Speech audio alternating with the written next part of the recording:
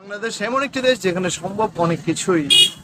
এতদিন একটা মুভি দিয়ে অ্যানাউন্সমেন্ট আসছিল না, সেই সময় এসে যখন বরবাদ আলোচনা তুঙ্গে, সে সময় সাকিব খানের আরো একটি মুভির অ্যানাউন্সমেন্ট, যেটা আমাদের অন্তরান্ত 4 বছর আগে মুভিটি শুটিং শেষ হয় এবং কোনো খবর কোনো লাপাত্তা হয়ে যায় মুভিটি। আপনার মানুষের তখন উৎসাহিত চাকলেও এখন রাইট নাও তারা চায় না, সাকিব ভক্তরা চায় না মুভিটা এখন আসুক, কোরবানিতে আসুক বা ঈদের পরে আসুক।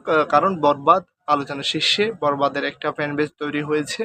And same of the time মুভিটা নিয়ে অনেক বেশি এক্সাইটমেন্ট কাজ করছে। বাংলাদেশে এর আগে এমন ভাইলেন্স মুভি হয়নি, সে কথাই সে মুভিটি সেন্সরে যায় এমন অনেকগুলো নোংরামো হয়ে থাকে মুভিটা নিয়ে। ফাইনালি আনকাট সেন্সর পেয়েছে, 1 মিনিট আর কিছু বেশি সিন কাটিং করা হয়েছে। অ্যান্ড আজকে তারা মুভির একটা মাস্টার পোস্টার ইউজ করে এবং তারা বলছে তারা ঈদে আসবে। অনেস্টলি বলি এটা ঠিক না।